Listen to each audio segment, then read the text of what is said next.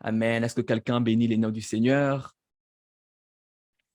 Amen, amen. Le peuple de Dieu dit Amen. Vous êtes trop froid, Péniel. Vous êtes trop froid. Est-ce qu'on peut, mettre dans le chat, on peut écrire, si tu peux ouvrir ton micro, sens-toi libre, tu peux ouvrir ton micro et tu célèbres Dieu ensemble avec nous. Oh yes. Amen. Welcome the presence of God in your life. Amen, amen, amen, amen, amen. Amen. Gloire à Dieu. Il j'aime nous entendre. Nous sommes une famille. Bien qu'on ne peut pas se voir tous physiquement, mais si on peut s'entendre, alors euh, pourquoi ne pas utiliser cette occasion afin de s'entendre et de parler de la part du Seigneur et tout et tout. Alors, Happy New Month to everybody. Bienvenue au mois de septembre. Je dirais juste quelque chose techniquement là. Je reviens. Parfait. Je crois que tout le monde peut m'entendre correctement. Le média, veuillez me faire signe si vous m'entendez correctement ou si vous ne m'entendez pas. Oh, merci. Avril, qu'est-ce que j'ai dit encore? Oh my God. Avril, welcome to the month of April. J'ai beaucoup pensé à septembre, comprenez-moi. Septembre, c'est sûr qu'il y a quelque chose de nouveau que Dieu prépare pour nous en septembre. Alors, je déclare que septembre sera un grand mois pour toi, par la grâce de Dieu, par la puissance du Saint-Esprit, au nom de Jésus. Au nom de Jésus, ce n'est pas pour rien. J'ai beaucoup pensé à septembre aujourd'hui, même avant le culte. Alors, si vous m'entendez correctement, mettez seulement 5 sur 5 et puis je vais me rassurer et puis je vais avancer. Si vous m'entendez correctement, mettez 5 sur 5 et puis on va avancer. Glory to God. J'en profite pour saluer toute personne qui est présente au milieu de nous. Je ne saurais citer tout le monde, mais permettez que je le fasse quand même. Peña Ministry, que Dieu te bénisse, que Dieu bénisse la sœur Ruth pour ces moments de prière, ces moments forts, que Dieu bénisse la sœur Esther pour l'intercession. Je vois Héritier, Aurélie, Anna, Arturo, que Dieu vous bénisse. Karine, que Dieu vous bénisse. En profiter, j'aimerais que nous puissions en profiter. Salut quelqu'un, dis bonsoir à quelqu'un, dis-lui bienvenue dans la famille Péniel, bienvenue dans la présence de Dieu. Karine, Déborah, que Dieu vous bénisse. Eliel, Myriam, que Dieu vous bénisse. And happy birthday. Maman Elisabeth, Esther, Evelyne,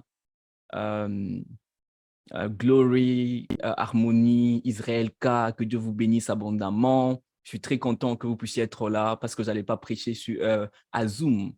Et derrière chaque compte se cache au fait une âme et nous sommes très contents de vous parler. Harmonie, j'ai dit, Maman Jemima, Jessica, je suis très content. Kakonda, Jérôme, en tout cas, nous sommes bénis de vous avoir. Nous sommes très bénis de vous avoir.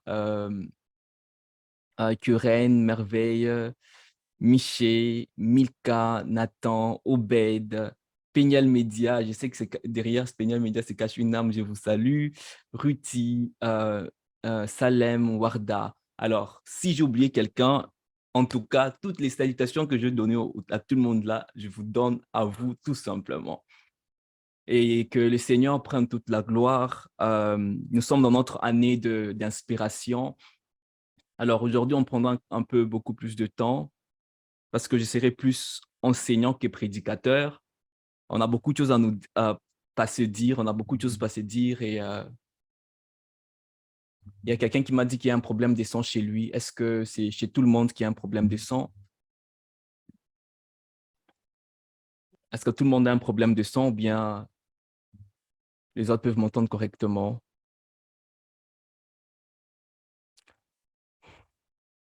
Veuillez me confirmer.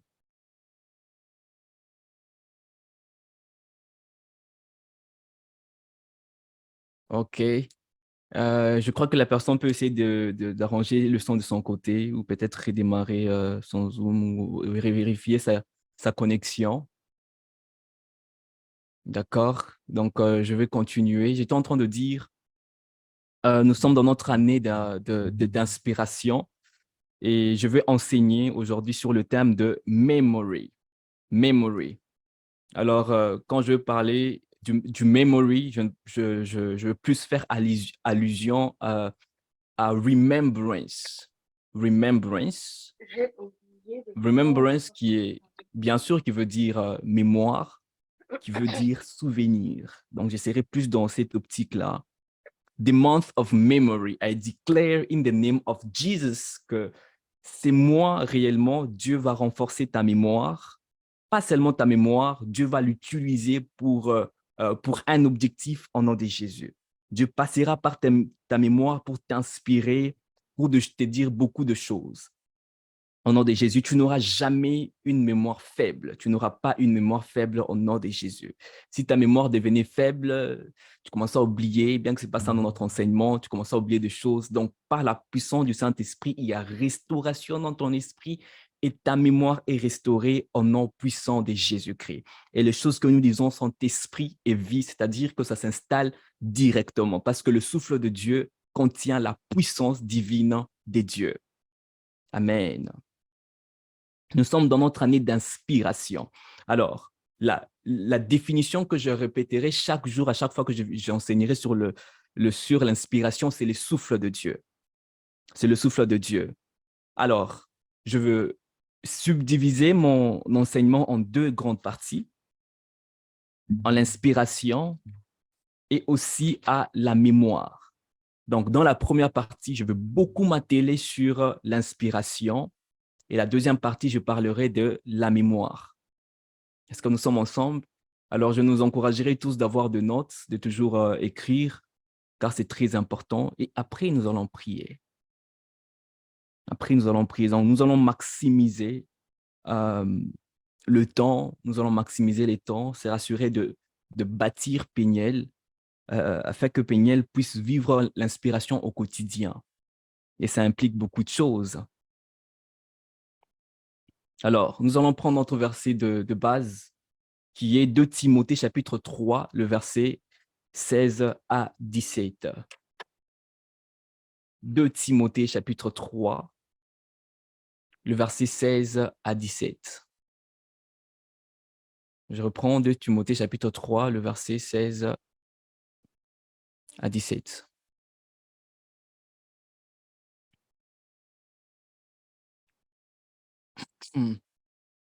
Alors, la Bible est en train de nous dire « Toute écriture est inspirée de Dieu et utile pour enseigner, pour convaincre, pour corriger, pour instruire dans la justice, afin que l'homme de Dieu soit accompli et propre à toute bonne œuvre. » Je reprends. Toute écriture est inspirée des dieux et utile pour convaincre, pour corriger, pour instruire dans la justice, afin que l'homme de Dieu soit accompli et propre à toute bonne œuvre au nom de Jésus. Que Dieu bénisse sa parole. Alors, parlons d'inspiration. Notre thème a été tiré de ces versets merveilleux. Toute écriture est inspirée des dieux. 2 Timothée 3,16. OK. On a eu le terme de théopneustos qui veut tout simplement dire l'écriture est le souffle de Dieu. C'est-à-dire l'écriture vient de Dieu. L'écriture provient de qui? Provient de Dieu. Et c'est Dieu qui est la source d'inspiration. C'est Dieu qui est la source d'inspiration. Et ces souffles, au fait, disons, l'écriture est le fait que Dieu a soufflé. Et ces souffles qui ressort avec la vie. Je veux beaucoup insister sur ça alors que même nous allons avancer. Alors, dans ma première partie, comme je dis, je veux parler d'inspiration. Donc, je vais me rassurer de donner encore des définitions de l'inspiration, d'autres que vous connaissez déjà, mais la répétition est aussi importante. Ça permet à ce que la chose soit vraiment assimilée et comprise. Et si on l'avait oublié, ça sera comme un rappel. Donc, je suis un peu dans les généralités de l'inspiration. Et puis après, si on comprend bien la première partie de l'inspiration, vous allez bien comprendre le thème. C'est pourquoi j'ai voulu vraiment enseigner, parce que cette mémoire dont nous allons parler est inclue dans l'inspiration. Great. Donc, on a tout un mois pour enseigner sur ça, c'est-à-dire on a pratiquement combien de mardis? 1, 2, 3, On a 4 mardis au mois d'avril et nous allons enseigner. Donc, mon introduction sera très, très importante afin de construire au fait un chemin pour nous tous. D'accord. Alors, l'inspiration et le souffle de Dieu en toi. L'inspiration et le souffle de Dieu en toi. Donc, I'm talking to you directly. Donc, je te parle directement. L'inspiration et le souffle de Dieu en toi. Alors, une autre définition, l'inspiration et le souffle de Dieu. Bon, une continuité.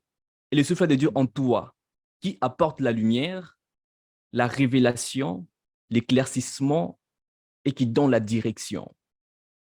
Je reprends. L'inspiration et le souffle de Dieu en toi, qui donne la lumière ou qui apporte la lumière, des révélations, l'éclaircissement, qui donne la direction. Et quand Dieu donne une inspiration, comme on l'a lu, afin que l'homme de Dieu soit accompli, pour dire que l'inspiration vient avec objectif. Tu ne peux pas dire que I'm inspired ou je suis inspiré, c'est fini. Non, l'inspiration vient avec objectif. OK. C'est pourquoi j'ai dit même, il vient apporter quelque chose. Et quand l'inspiration vient à l'homme, c'est pour que l'homme soit accompli et propre à toute bonne œuvre. C'est-à-dire, l'inspiration n'est pas quelque chose qui vient te rendre paresseux, mais l'inspiration te pousse à l'action. Parce que l'inspiration vient t'enseigner, te convaincre, te corriger, t'instruire, afin que tu deviennes quelqu'un, afin que ce quelqu'un soit en mesure d'être prêt à toute bonne œuvre. Est-ce qu'on se comprend? Donc, l'inspiration vient avec objectif. L'inspiration de Dieu vient avec objectif. Il est très important d'avoir ça en tête. OK. Et quand tu deviens ou tu es enseigné par les Écritures, même l'appel de Dieu consiste à devenir, à être. Et quand tu deviens ou tu es changé, tout ça avec l'inspiration du Saint-Esprit que tu reçois, ça te permet maintenant d'être prêt à exécuter, d'être prêt à agir, d'être prêt à faire quoi que ce soit. Dieu peut t'inspirer à dessiner, peut t'inspirer à faire quoi que ce soit, et tout et tout. Alors, quand tu es inspiré, tu es prêt à faire quelque chose. Bon, nous ne sommes pas d'abord là. OK. Alors, l'inspiration et le souffle, comme vous le savez, dans l'inspiration, il y a l'esprit et vie. OK? L'inspiration est le souffle de Dieu qui porte la vie ou qui est la vie et esprit, qui est vie et esprit. C'est mieux qu'on le dise comme ça, qui est esprit et vie. L'inspiration est le souffle de Dieu qui t'est rempli, qui t'est conduit, qui te montre la direction, je crois que je dis. L'inspiration est le souffle de Dieu qui t'est rempli. Le souffle de Dieu qui t'est rempli, qui t'est conduit. Donc, en tant que des enfants de Dieu, il est très important de se laisser conduire par le Saint-Esprit. Et tu dois, quand on parle de ces thèmes, je ne veux pas qu'une catégorie des personnes se disent que ces thèmes me concernent, une autre catégorie de personnes disent que ces thèmes ne me concernent pas. Ces thèmes concernent les prédicateurs, ces thèmes, non, en tant que des enfants de Dieu. C'est-à-dire, les souffles-là du Saint-Esprit qui est là, il vient nous remplir. Dieu, le Saint-Esprit. Le Saint-Esprit, il vient nous remplir afin que nous puissions avoir une vie glorieuse au quotidien. Une vie glorieuse au quotidien. Yes. Alors, c'est l'esprit, c'est le souffle de Dieu qui t'est rempli, qui te conduit, qui te montre la direction. C'est-à-dire que tu ne marches plus par toi-même. Tu avances à la vitesse du Saint-Esprit, tu marches avec le Saint-Esprit, tu ne fais plus les choses par toi-même. Alors, comment bénéficier de la puissance de l'inspiration divine? Ça, c'est une question qu'on peut se poser. Comment bénéficier de la puissance de l'inspiration divine? Nous allons tous lire Ésaïe chapitre 10, Ésaïe chapitre 11, à partir du verset 1er jusqu'au verset 3. Ésaïe chapitre 11, je veux dire, Ésaïe chapitre 11, à partir du verset 1er jusqu'au verset 3. Et la Bible est en train de nous dire, je vais aller un peu rapidement, « Puis un rameau sortira du trône d'Isaïe, un rejeton naîtra de ses racines. » On parle de Jésus-Christ, « Et l'esprit de l'Éternel reposera sur lui. » Et cet esprit, c'est l'esprit de sagesse, l'esprit d'intelligence, l'esprit de conseil, l'esprit de force, et l'esprit de connaissance, et l'esprit des craintes de l'Éternel. Il respirera la crainte de l'Éternel, il ne jugera point sur l'apparence, il prononcera point sur un oui-dire. Je reprends le verset 2, c'est l'Esprit de l'Éternel reposera sur lui, c'est sur Jésus-Christ, ok? Et cet esprit, c'est l'esprit de sagesse, l'esprit d'intelligence, l'esprit de conseil et de force, l'esprit de connaissance et l'esprit de crainte de l'Éternel.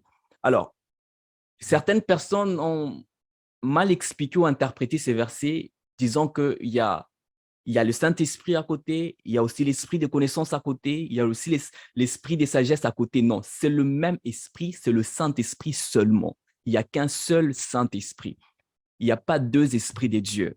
C'est le Saint-Esprit, mais qui a plusieurs facettes. C'est le Saint-Esprit avec différentes dimensions, avec plusieurs dimensions. Alors, dans la qualité de l'Esprit de Dieu est l'esprit de sagesse, l'esprit de connaissance, l'esprit d'intelligence, l'esprit de crainte de l'Éternel et tout et tout. Alors, pour bénéficier de la puissance de l'inspiration divine ou bien bénéficier de la sagesse, bénéficier de la connaissance, bénéficier de sagesse, connaissance, la puissance, l'autorité, la crainte, la sagesse, tout ça, si tu veux en bénéficier, premièrement, il faut être avec Jésus-Christ, il faut avoir Jésus-Christ en soi et avoir Jésus-Christ sur lui. Qu'est-ce que je veux tout simplement dire? Il faut accepter Jésus-Christ comme son Seigneur et Sauveur dans sa vie. Et quand tu reçois Jésus-Christ comme ton Seigneur et Sauveur, l'Esprit de Dieu vient habiter au-dedans de toi. Et après, on nous parle du baptême du Saint-Esprit. Je veux tout simplement dire que tu dois avoir aussi le Saint-Esprit en toi et sur toi pour bénéficier pleinement de l'inspiration divine avec les dimensions que je nous ai montrées, parce que l'inspiration est une parole de sagesse. L'inspiration est une sagesse. L'inspiration est ces souffles qui viennent te communiquer quelque chose. Elle peut te communiquer la puissance, elle peut te communiquer la sagesse, elle peut te communiquer la connaissance, elle peut te communiquer quelque chose peut-être que tu dois crier. OK. Est-ce que nous sommes ensemble jusque-là? Pour bénéficier de toutes ces dimensions, mes excuses. D'accord, je vais ralentir. J'étais en train de dire, pour bénéficier de ces dimensions, c'est quoi ces dimensions? Ces dimensions, c'est l'esprit de sagesse, l'esprit de connaissance, l'esprit de conseil, l'esprit de force, l'esprit de connaissance. Pour bénéficier de ces dimensions, il est important d'avoir le Saint-Esprit en lui et sur lui. Il est important d'avoir l'Esprit de Dieu en lui et sur lui. Parce que toutes ces dimensions forment un, le Saint-Esprit. Malgré la diversité d'opérations qu'on vient de montrer là, toutes ces dimensions veulent tout simplement nous montrer l'unité, c'est-à-dire un Dieu, un, mais qui opère de diverses manières. Alors, ce verset dit et l'Esprit de l'Éternel reposera sur lui. Et je nous ai dit, on est en train de parler de Jésus-Christ. Puis un rameau sortira du tronc d'Isaïe, un rejeton naîtra de ses racines, tout ça. Et l'Esprit de l'Éternel reposera sur lui.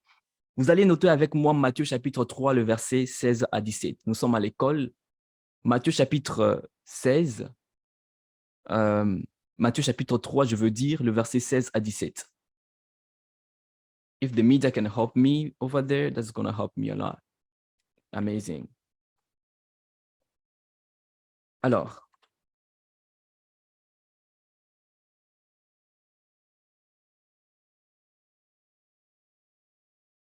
est-ce que nous sommes là ensemble? Matthieu chapitre 3, great, à partir du verset 16 jusqu'au verset 17. Qu'est-ce que la Bible nous dit? Dès que Jésus eut été baptisé, il sortit de l'eau, et voici le ciel s'ouvrit. Il vit l'Esprit de Dieu descendre comme une colombe et venir sur lui. Dès que Jésus eut été baptisé, il sortit de l'eau. Voici le ciel s'ouvrit. Il vit l'Esprit de Dieu descendre comme une colombe et venir sur lui. L'Esprit venir sur qui? Sur Jésus-Christ. Je peux qu'on prenne note de ça. Et le verset 17, voici, une voix fit entendre des cieux ces paroles. Voici, celui-ci est mon bien-aimé, mon fils bien-aimé, en qui j'ai mis toute mon affection. Et voici une voix fit entendre des cieux ces paroles, celui-ci est mon fils bien-aimé en qui j'ai mis toute mon affection. Alors que j'enseigne, je donne le verset, alors qu'on le lit, j'aimerais que vous puissiez le lire attentivement avec moi, parce que dans mon introduction, si on ne me comprend pas, ce sera très difficile de me comprendre plus en avance. Alors, dans Ésaïe, on a donné une prophétie, on a dit, l'Esprit de l'Éternel reposera sur qui? Sur Jésus-Christ. OK? Il reposera sur lui et on a vu dans Matthieu que l'Esprit de Dieu est descendu réellement sur Jésus-Christ après son baptême d'eau. L'Esprit de Dieu est descendu sur Jésus-Christ. C'est-à-dire, cet Esprit qui est descendu sur Jésus-Christ n'est pas descendu partiellement. Are we together? L'Esprit qui est descendu sur Jésus-Christ n'est pas descendu partiellement. Il est venu dans toute sa totalité. C'est-à-dire, cet Esprit est venu avec sa nature et même ses dimensions. En vrai, cet Esprit, avant même de venir sur lui, il était en lui. Jésus-Christ est né de l'Esprit. Marie a été couverte de l'ombre du Saint-Esprit. Elle a été couverte par le Saint-Esprit. Elle a donné naissance à Jésus-Christ. OK.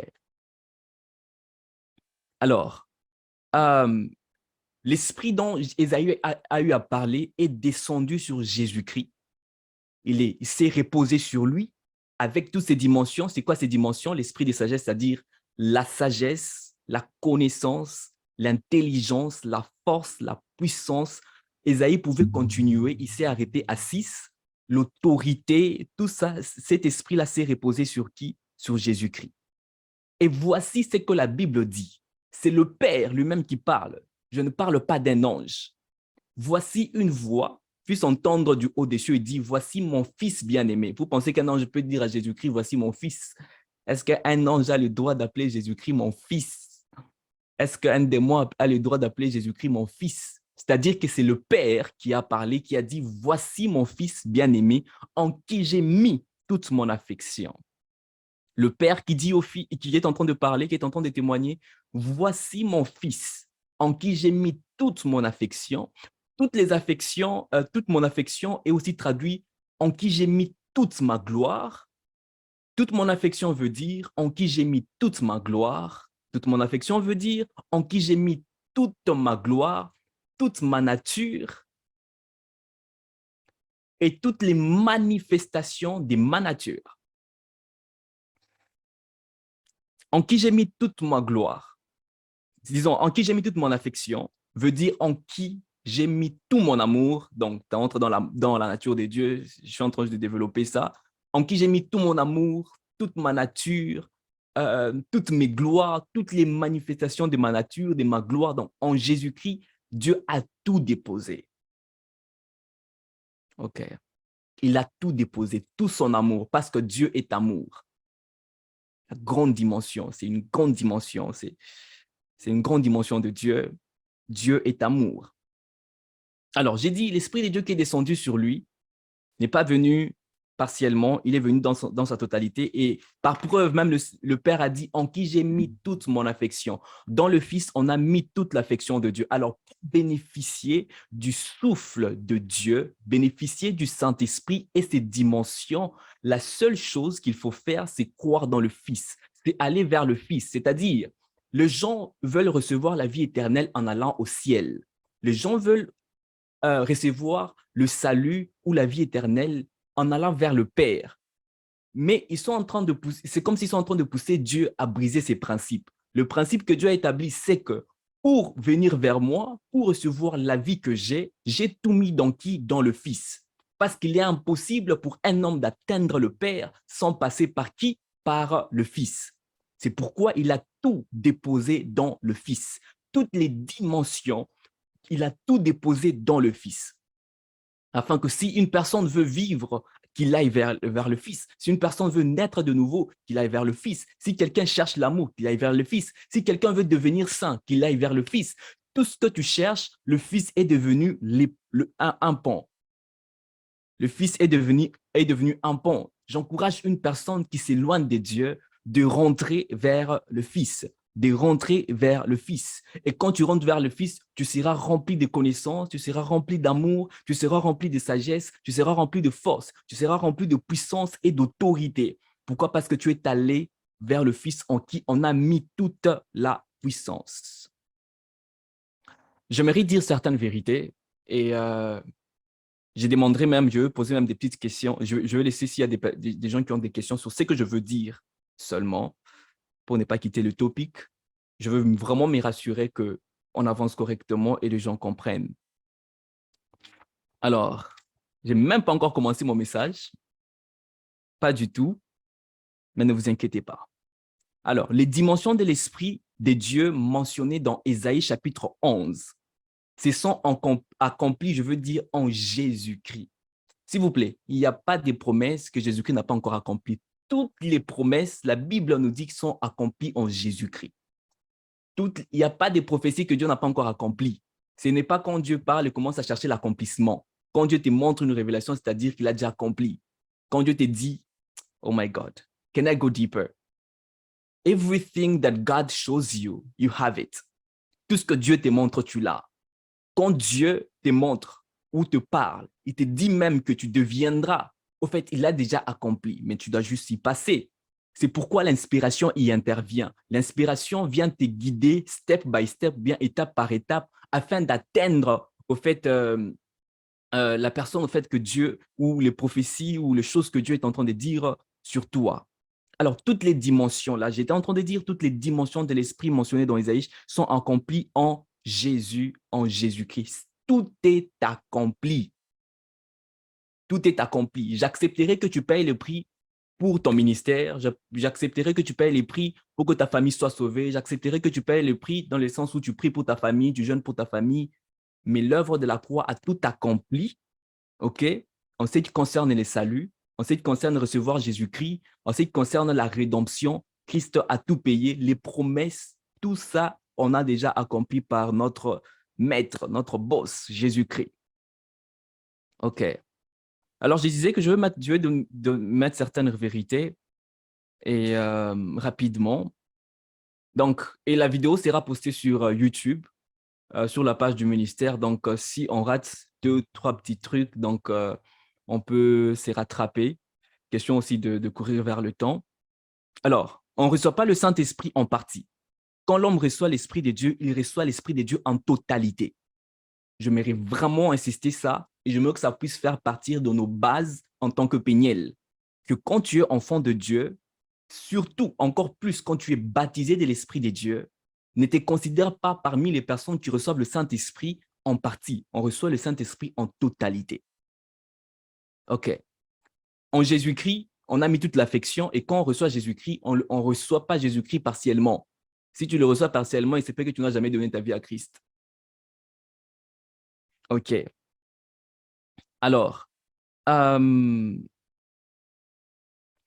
question qu'une personne peut se poser, c'est que, OK, si on a reçu le Saint-Esprit dans toute sa totalité, mais pourquoi on ne manifeste pas complètement peut-être les natures de Dieu en nous, mais pourquoi on ne manifeste pas certains attributs de Dieu? Parce que je ne suis pas là pour… je vais faire une balance. J'ai suivi quelques cours de l'étude biblique, right?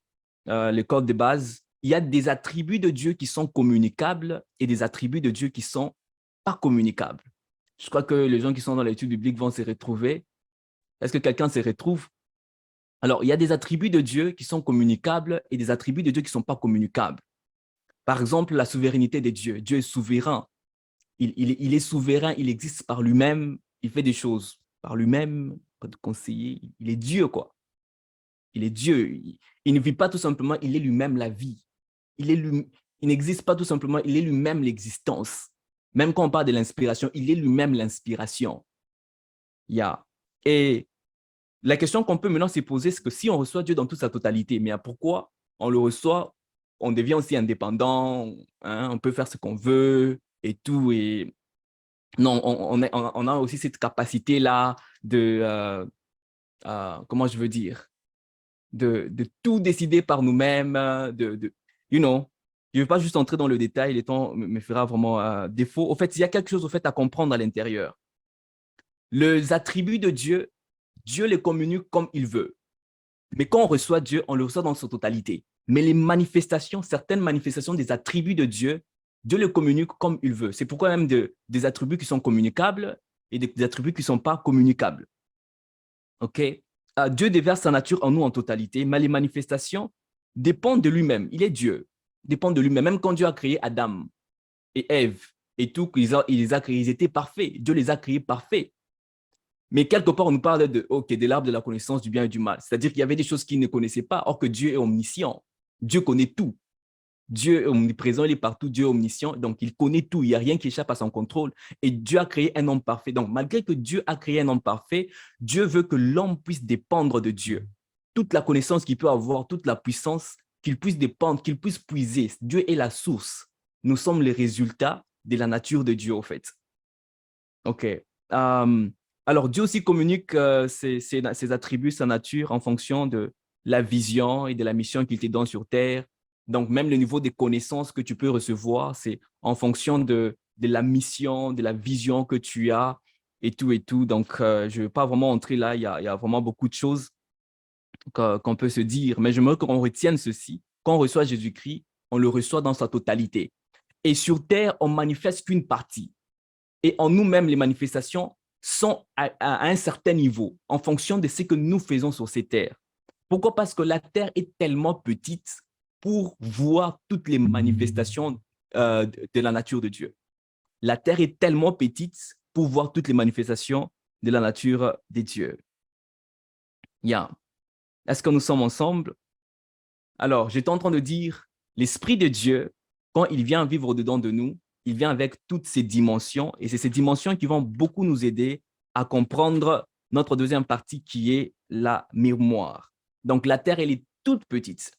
Elle est tellement petite pour voir toutes les manifestations. Elle n'a pas assez de puissance pour voir ou contenir toutes les manifestations de la puissance du Saint-Esprit. De la puissance du Saint-Esprit. Alors, mais ce qui nous donne accès à Dieu, c'est par la foi. Il est très important de ne pas négliger la foi en Jésus-Christ. Alors, tu dois marcher avec la conscience de ces dimensions au-dedans de toi. La sagesse, ce ne sont pas des choses, OK, quand tu donnes ta vie à Christ, OK, la Bible dit tu deviens un avec l'Esprit de Dieu. C'est-à-dire il y a unité entre toi et le Saint-Esprit. Donc, tu deviens, celui qui se joint au Seigneur devient un seul esprit avec les seigneurs. Donc, c'est-à-dire, l'Esprit de Dieu vient, il vit au-dedans de toi. Toi et le Père, toi et le Fils, toi et le Saint-Esprit, vous êtes devenus un. Et tu es devenu un avec qui? Avec l'esprit de sagesse, l'esprit de conseil, l'esprit de connaissance, l'esprit d'intelligence, l'esprit de force, l'esprit de grande de l'éternel. C'est-à-dire que toutes ces dimensions sont en toi. OK? Mais la seule raison, ou bien l'une des raisons pour lesquelles tu ne manifestes pas encore ces choses, c'est-à-dire que soit tu es ignorant, ou soit tu n'as pas encore eu la connaissance de qui tu es en Jésus-Christ. Et c'est pourquoi je vais même te rappeler au travers de ce message qui tu es en Jésus-Christ, c'est-à-dire ces choses que je viens de citer. Tu n'as même pas d'abord à les prier. C'est-à-dire que s'ils sont installés à la base, au-dedans de toi, au plus profond de ton esprit, ces choses se retrouvent. La sagesse de Dieu, le conseil, la connaissance et tout. Je vais prendre l'exemple facile, c'est la sagesse. Quand tu donnes ta vie à Christ Jésus, la Bible dit, Jésus-Christ s'est fait lui-même sagesse pour nous. Jésus-Christ s'est fait sagesse pour nous. C'est-à-dire, quand tu donnes ta vie à Christ, cette sagesse est au-dedans de toi. Mais ça ne veut pas dire que comme cette sagesse est au-dedans de moi, si je reste comme ça, je veux vivre cette sagesse. Non. C'est-à-dire que maintenant, il y a des choses que tu dois faire. Tu as besoin de l'inspiration pour puiser cette sagesse qui est au-dedans de toi au travers le Saint-Esprit et tu la ramènes. Je reprends. Quand tu donnes ta vie à Christ, la sagesse est installée au-dedans de toi à cause du Saint-Esprit. Si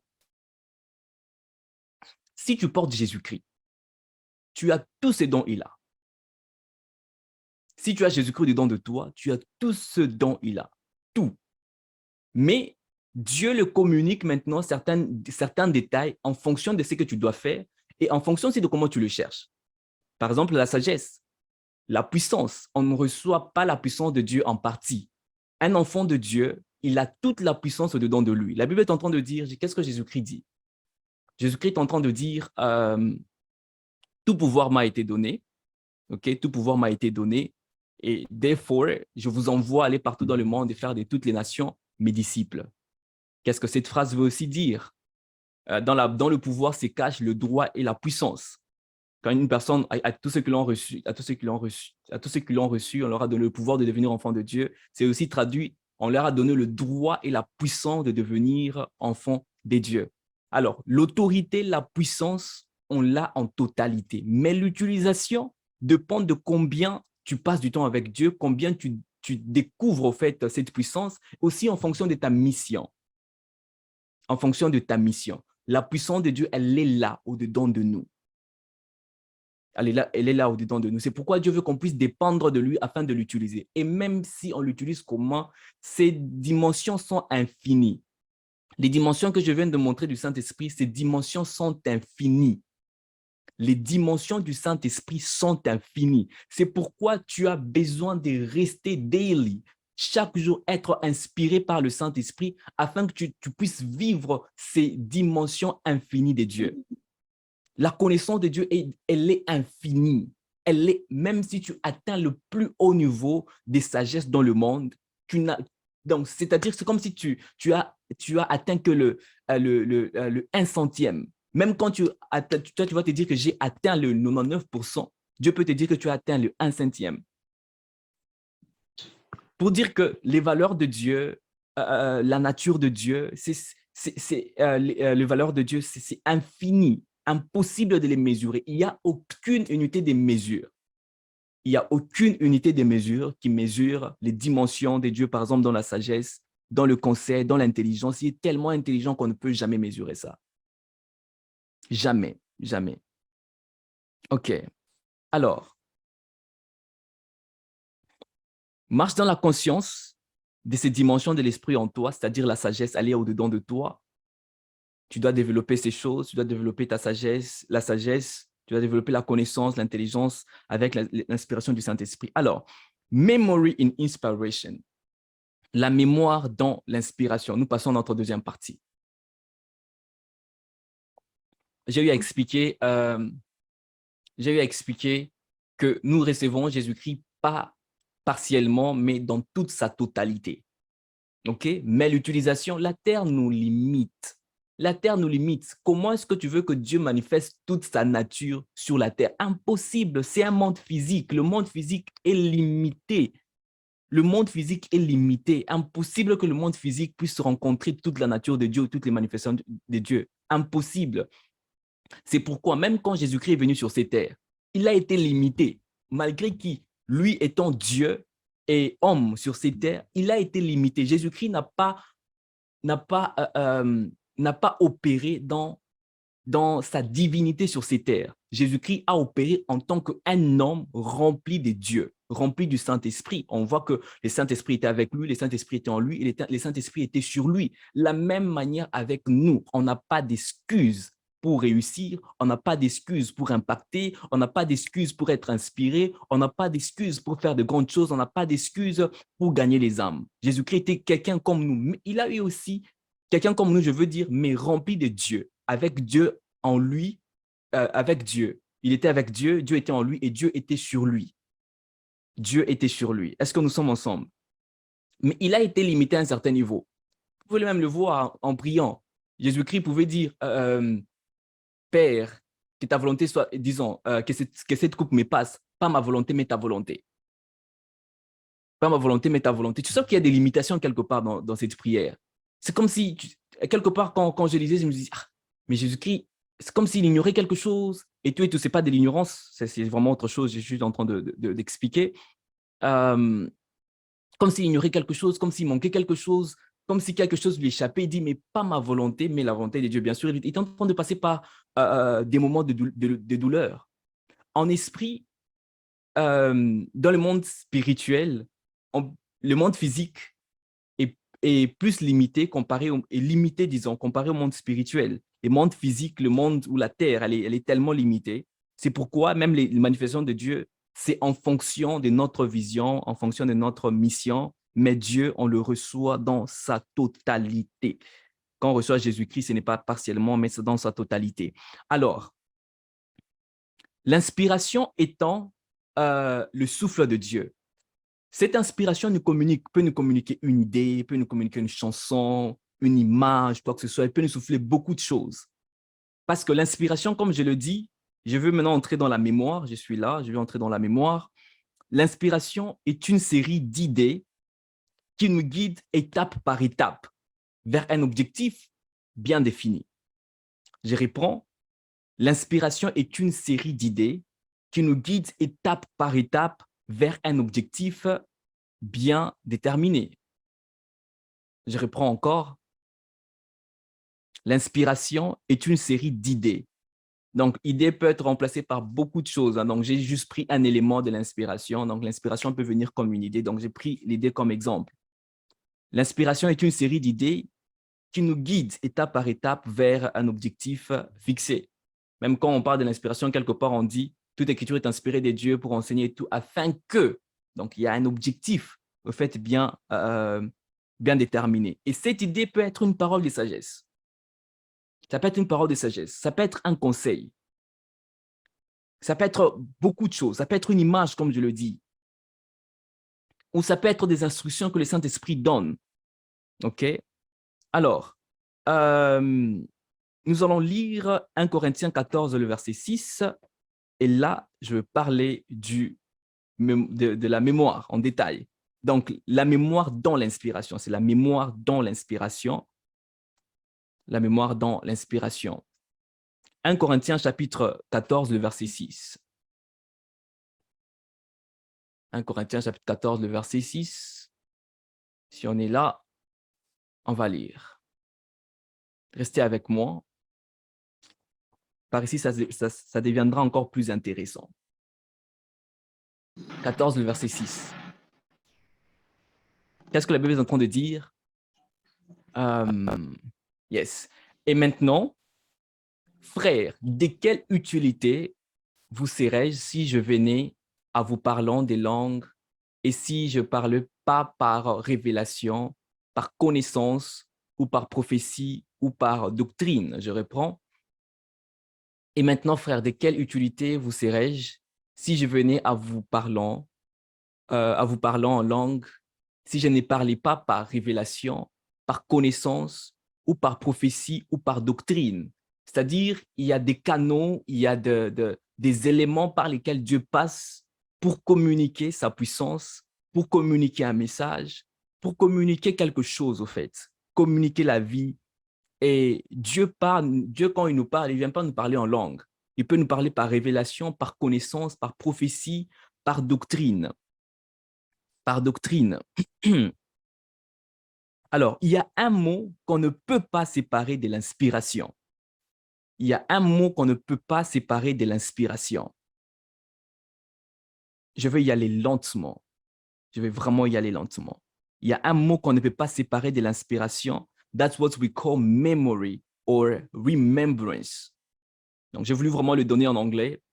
Remembrance. Donc, mémoire veut dire aussi remembrance veut dire quand même beaucoup de choses. Mais là, je serai plus dans remembrance comme memory, ou la mémoire, ou bien souvenir.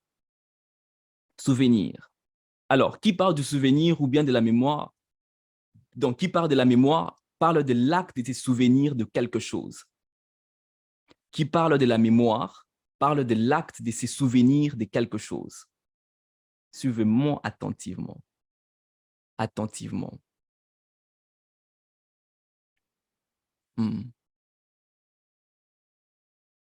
Si j'avais le temps, j'allais nous parler même de la différence entre la révélation et l'inspiration, mais ça sera pour le jour qui vient.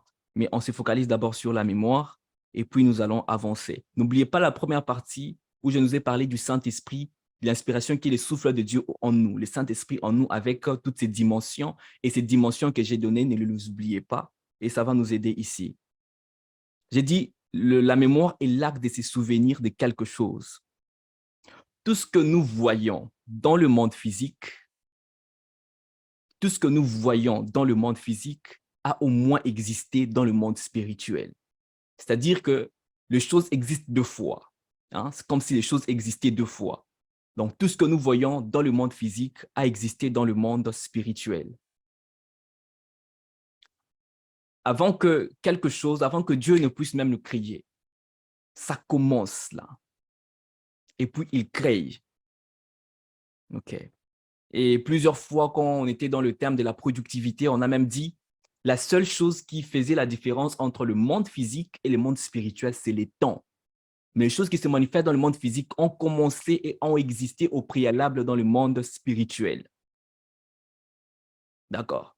Là, je rentre maintenant à l'esprit de Dieu qui vit au-dedans de toi. OK? Yeah.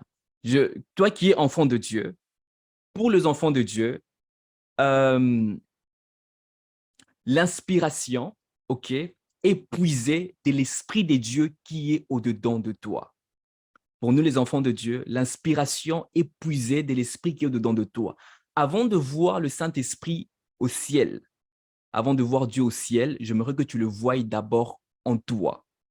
J'aimerais que tu le voies en toi, que tu marches avec la conscience que le Saint-Esprit est au-dedans de toi. Et quand il t'inspire, il est en train de s'épuiser à l'intérieur de toi. Il est en train de, parce que tu es devenu un avec le Saint-Esprit. C'est lui qui s'est joint au Seigneur, devient un seul esprit avec lui. OK? Alors, pour nous, les enfants de Dieu, l'inspiration est puisée à l'intérieur, dans l'esprit de Dieu qui est déjà au-dedans de nous. Et ceci crée une mémoire au-dedans de nous. Je vais y arriver. L'inspiration est puisée dans cette mémoire qui est au-dedans de nous. Il y a une mémoire qui est au-dedans de nous et le Seigneur commence à les sortir par inspiration. Le Seigneur commence à les sortir. C'est pourquoi j'ai dit, on ne peut pas séparer l'inspiration avec la mémoire. On va y arriver. Alors, la mémoire, selon les dictionnaires, j'allais projeter ça, c'est pas grave, je vais nous lire. Selon les dictionnaires, la mémoire est une faculté de conserver et de se rappeler des choses passées. L'inspiration ne marche pas seulement dans le futur ou dans le présent. OK. Là, on est même dans même la prophétie. La prophétie n'est pas que dire le futur, n'est pas que dire dans le futur. Un prophète nage dans le passé, dans le présent, dans le futur, un passé lointain, un présent présent et un futur lointain. Pas limité, quoi. Parce qu'il est inspiré de Dieu. Alors, la mémoire est une faculté de conserver, de se rappeler des choses passées. Et c'est l'esprit qui garde le souvenir du passé. C'est l'esprit qui garde les souvenirs du passé. Et quand nous sommes en train de parler de l'inspiration dans l'homme, ou le souffle de Dieu dans l'homme, au fait, l'esprit de Dieu est en train de ramener ce qui est dans notre mémoire interne à cause de l'esprit de Dieu qui vit au-dedans de nous, et puis il le ressort. Et puis il le ressort. Un exemple facile que je peux te donner. Des fois, on est inspiré par quoi?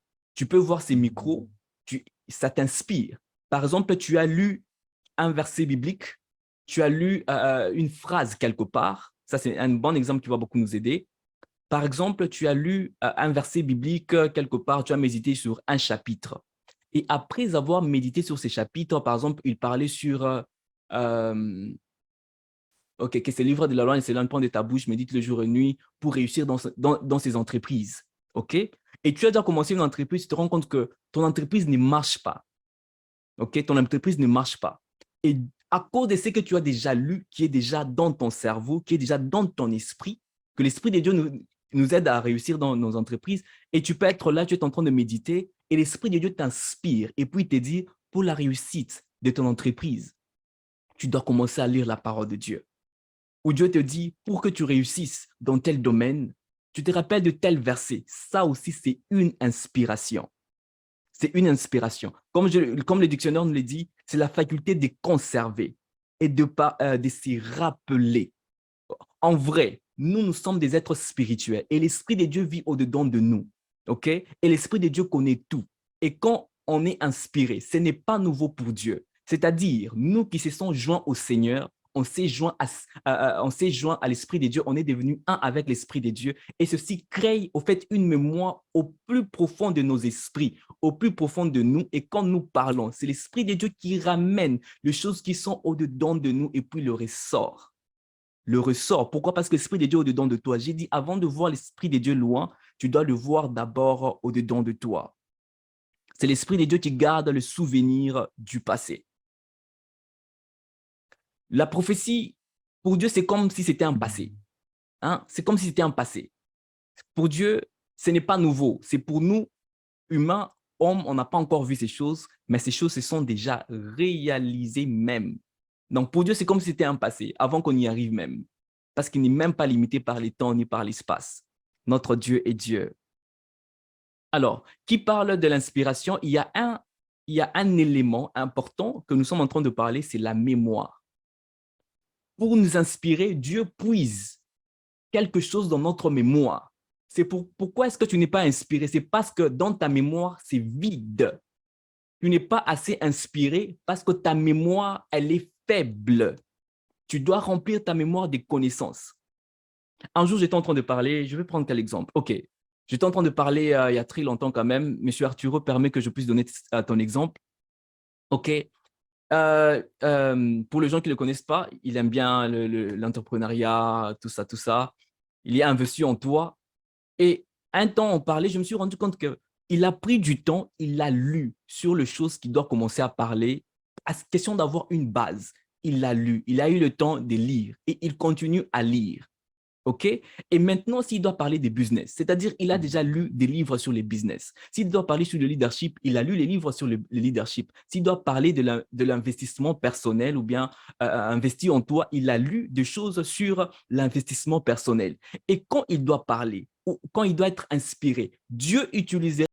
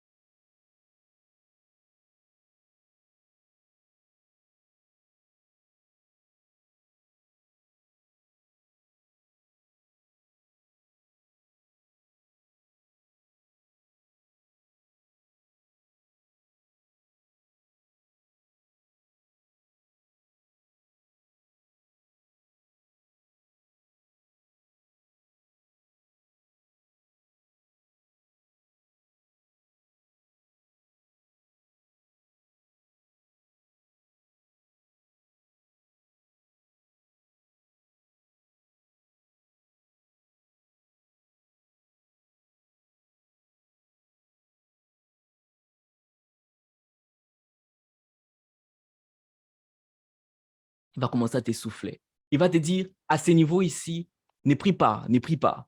Qu'est-ce que tu dois faire? Tu dois faire comme Paul. À ce niveau